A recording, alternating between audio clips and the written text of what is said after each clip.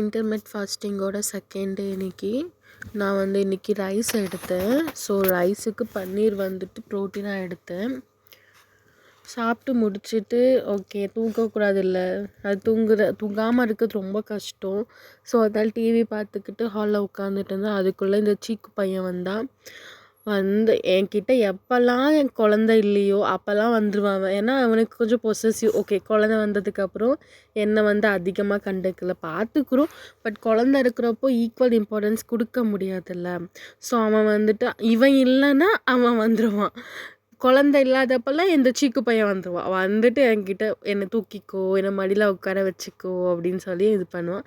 சரி, அவனை கொஞ்ச நேரம் மடியில் போட்டு அவனை கொஞ்ச நேரம் சமாதானம் பண்ணி நான் அப்படியே டைம் பாஸ் பண்ணிட்டு இருந்தேன். என்ன தூங்கக்கூடாது, சாப்பிட்டதுக்கப்புறம் எப்படியும் தூக்கம் வரும். ஸோ தூங்கக்கூடாதுன்னு சொல்லிட்டு இவன் கூட கொஞ்சம் நேரம் விளையாடி இவனுக்கு கொஞ்சம் டைம் கொடுத்துட்டு இருந்தேன். பட் அதே சமயத்தில் தண்ணியும் குடிக்கணும்.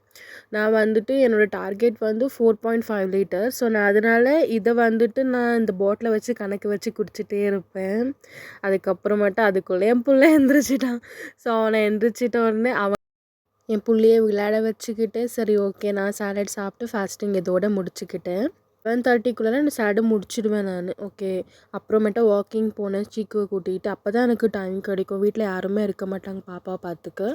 ஸோ அந்த டைமில் தான் யார்கிட்டாச்சும் கொடுத்துட்டு நான் அவன் கூட வாக்கிங் போயிட்டு இப்போ தான் ஸ்டார்ட் பண்ணதுனால ½ hour வாக் பண்ணிவிட்டு நான் அதுக்குள்ளே பாப்பா வாங்கிக்க வீட்டுக்கு நான் போயிடுவேன்.